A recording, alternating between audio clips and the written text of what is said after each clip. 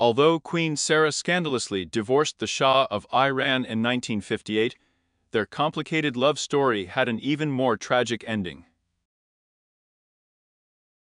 The couple never stopped loving each other, but turned out to be even more unhappy than Romeo and Juliet.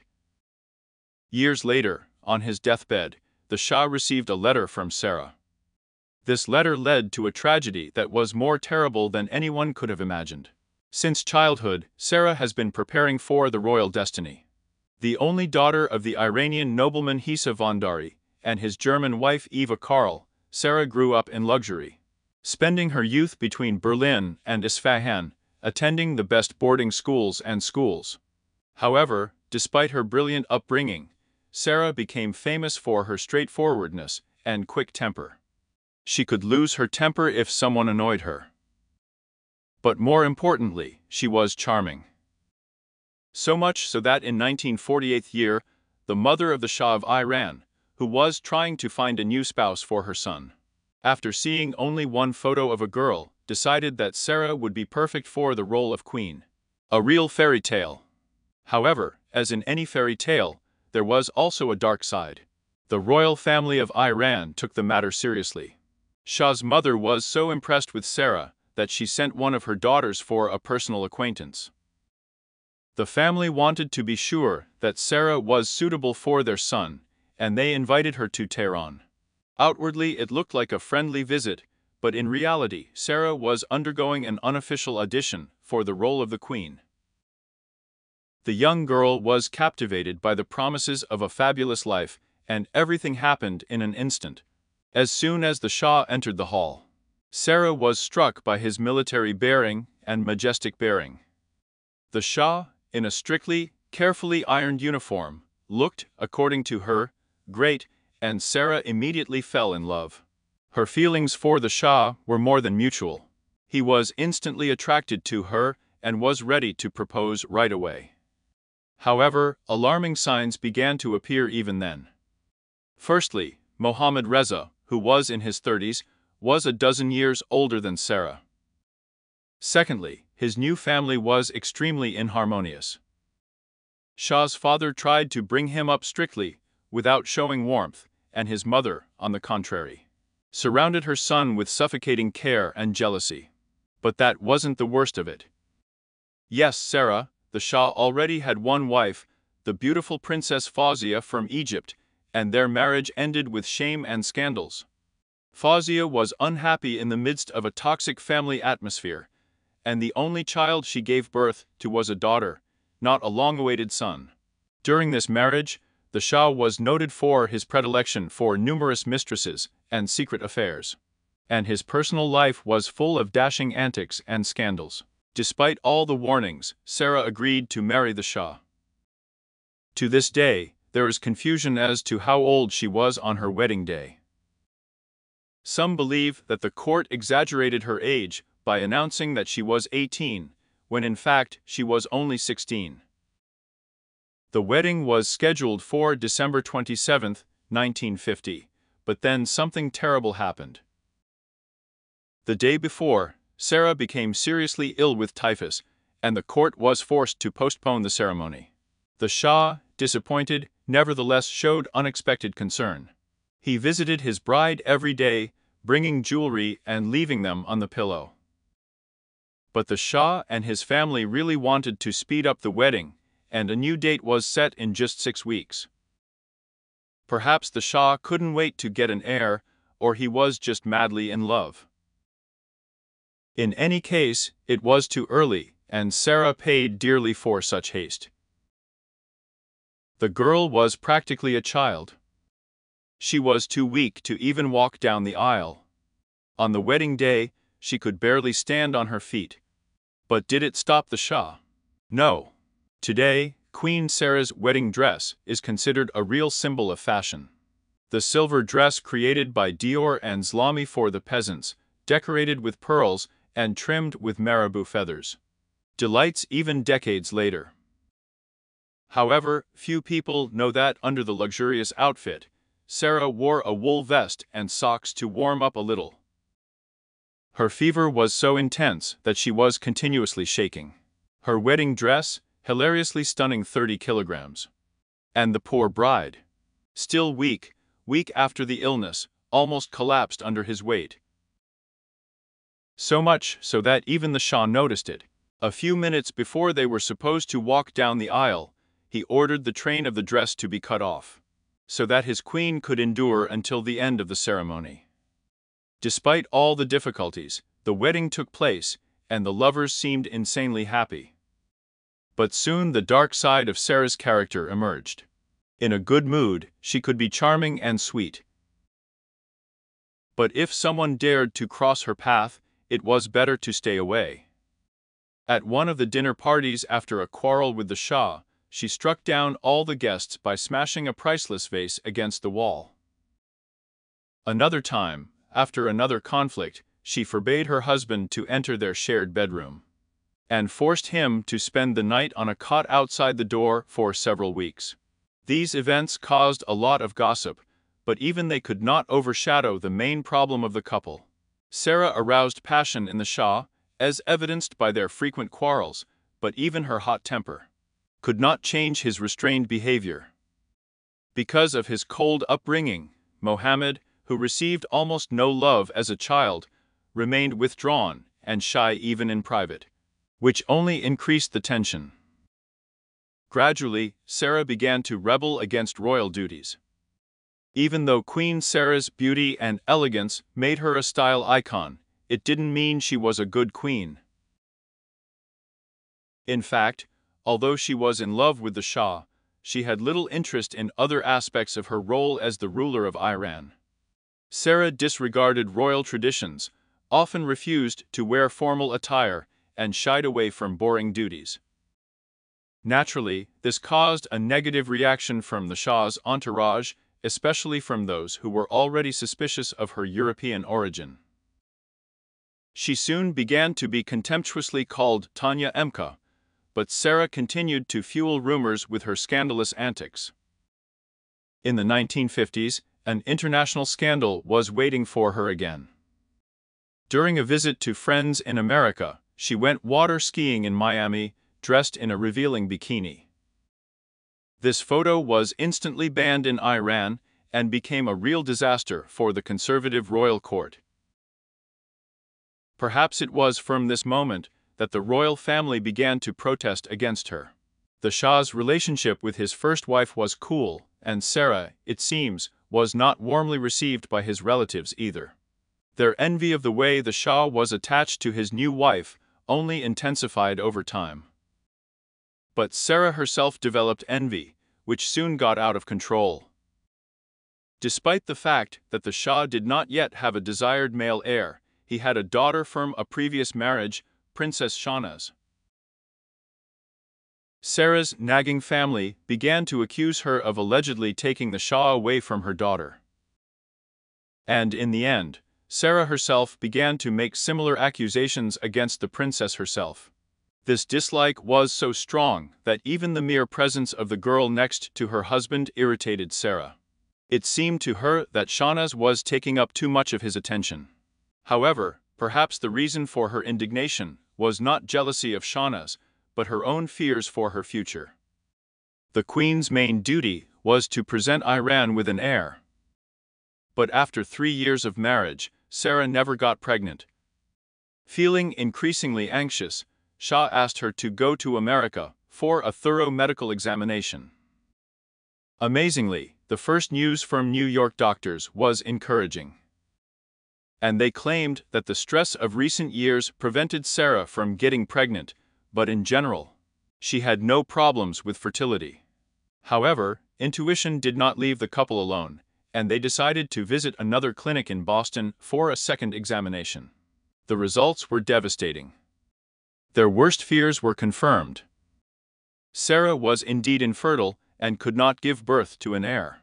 This news shocked them to the core. There were already many difficulties in their marriage, but now they have become almost insurmountable. By 1954, the couple was on the verge of breaking up. Their quarrels grew louder and longer, but in the autumn of the same year, the tragedy struck another blow. The Shah's brother, Prince Ali, was killed. Prince Ali, the Shah's brother, died in a plane crash at the age of only 32.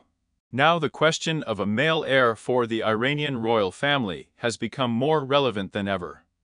Desperate Sarah began one of the most difficult periods of her life. After the infertility diagnosis, she underwent many procedures and tests in the hope of conceiving a child. After the death of the prince, Sarah decided on an even greater number of painful trials, but none of them brought the desired result. In this difficult moment, Sarah did not receive support from her husband's family. On the contrary, her mother-in-law and the Shah's sisters actively spread rumors about her infertile womb and gloated about her situation. Nevertheless, Sarah had one last hope, albeit a very strange one. She never got along with her stepdaughter, Princess Shahnaz, but soon began to hope for her help. Shahnaz recently married Ardashir to Hedi, the son of the former prime minister, and Sarah hoped that if her stepdaughter gave the royal family a grandson, perhaps her torment would finally end. But the Shah was against this marriage. He refused to recognize a possible grandson from this union as the heir to the throne, which again returned the royal couple to their original position. Then the Shah proposed another scandalous decision, to take a second wife. This practice was not uncommon in the Iranian royal family. The Shah's father also had several wives, but Sarah was too jealous and hot-tempered to calmly accept such an offer. She couldn't stand it when the Shah spent time with his daughter.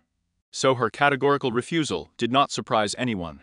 In an attempt to preserve the marriage and her status as the only queen, Sarah proposed to the Shah to change the constitution of the country, so that one of his half-brothers could become the heir to the throne. The Shah, avoiding a direct refusal, replied that this would require the approval of a non-existent council of sages, thereby deftly avoiding the need to make decisions. By this point, Sarah's mother-in-law, the Queen Mother, had turned into her sworn enemy and began actively pushing her son to divorce. In March of 1958, the long and painful journey of Sarah and the Shah came to an end. After several years of constant arguments and pressure, their marriage finally collapsed. On March 14th, Iran officially announced the divorce of the royal couple and that Sarah is no longer the queen. But there was much more behind the official announcement. Although the divorce was formalized as an unambiguous breakup, Sarah herself claimed that this decision came as a surprise to her. She was in Europe, away from her husband, when she heard the announcement. According to her, just 9 days before, the Shah had called her and begged her to allow him to take a second wife. Otherwise he would be forced to divorce her. And the announcement of the divorce was painful for the Shah himself. During his address to the Iranian people, he openly cried, showing his sadness and suffering. It would seem that this was supposed to be the final point in their story, but Sarah's tragic romance did not end there. She was destined to disappear from the royal and start a normal life, but everything went differently. At the abdication of the title, the Shah generously rewarded her. He presented luxury apartments in Paris, monthly maintenance, as well as luxury gifts, among which were a Rolls-Royce Phantom and a ruby from Bulgaria. But there was a hidden meaning in these parting gifts. Shah and Sarah just couldn't leave each other in the past. Soon they were secretly dating again after the divorce. And these meetings did not go unnoticed. Their secret romance was not limited to just a few meetings. But before they could finally reunite, Sarah experienced the biggest nightmare of her life.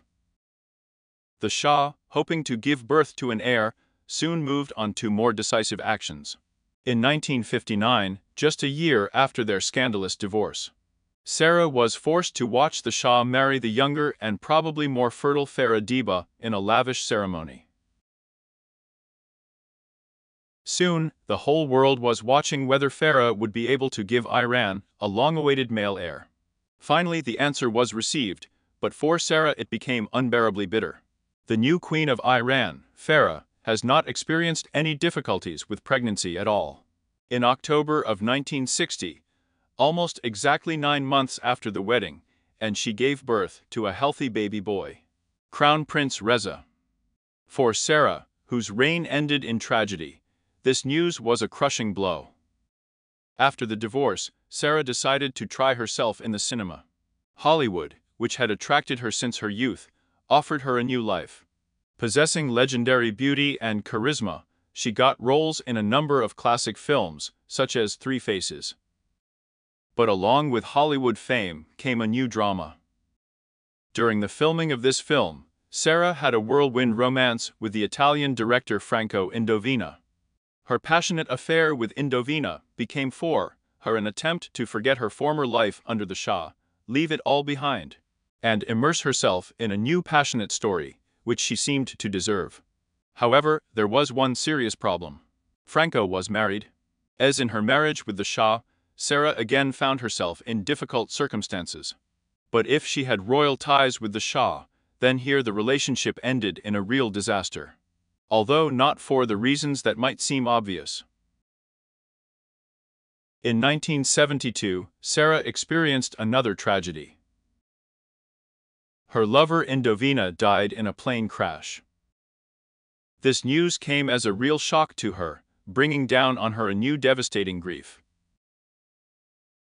The loss of Indovina shocked her so much that her film career stopped, and she decided to go into the shadows. She returned to Paris and led a life away from publicity, immersed in secular society, intending to live the rest of her life quietly and in seclusion. However, even along the way, she was haunted by the past. She always complained that the Shah was ready to exchange her for the throne, and dreamed that he would behave like her friend, King Edward VIII, giving up the throne for the sake of his beloved Wallis Simpson. She had no idea that her dream was about to come true, but not in the way she imagined. In 1979, her past came to life again when the Shah, already terminally ill, learned that he had very little time left to live. The political upheaval in Iran forced him to leave the country, and now he was in exile, deprived of power. After learning about his illness, Sarah could not remain indifferent. Despite years of separation and resentment, she wrote him a letter full of sincere words, where she confessed that she had never stopped loving him, and expressed a desire to see him for the last time before he left this world. The Shah replied, confessing his feelings in return, and his desire to say goodbye to her. He promised to arrange a secret meeting in Cairo, where they could meet, free from conventions and obligations. However, this meeting never happened. Time was merciless, and soon the Shah died before he could fulfill his promise. Sarah, who was destined to rule for a short time in Iran, was crushed by these events. Her life seemed to be filled with nothing but losses. First a husband, then a new love, and now the last hope for a meeting. Her heart was broken, and she never recovered from the pain. Since the late 1970s, Sarah lived in a posh area of Paris, but kept away from the spotlight. Her entourage consisted of noble ladies, Hollywood stars, and secular personalities. But her soul was always burdened with memories of the past, which she could not forget. Over time, she never found peace. Her life remained clouded by the ghosts of former love. On October 26, 2001, Sarah's life was tragically cut short. She was found lifeless in her apartment in Paris. She, the same queen whose life was full of ups and downs, died alone, leaving behind only memories of her beauty, tragic fate, and irreplaceable love, which neither time nor fate could erase. The circumstances of her death remain a mystery. Questions about the last act of Sarah's life still torment minds. No one has ever found out what exactly led her to this ending, leaving left behind a huge question mark, intriguing and frightening. But the most terrible thing happened just a week later. Sarah's younger brother, Ban, also passed away, and this happened shortly after his admission that he had no one to talk to after her death. It's a coincidence. These rapidly following family tragedies have caused some to suspect that there is something more than a simple accident behind all this. As a result, the end of Sarah's story was overshadowed by new secrets, deepening her mysterious halo. Her tragic fate, in which love and loss met so many times, is forever imprinted in the memory of people, becoming something of a sad legend. It is not surprising that many compare her story with the fate of Romeo and Juliet, a sad queen, whose journey from the throne to loneliness and mysterious death leaves a thrill in our hearts today. She was nicknamed the Princess with Sad Eyes. And this name speaks for itself. If you liked this video, please like and subscribe to our channel, so as not to miss more stories about the most amazing fates and royal secrets.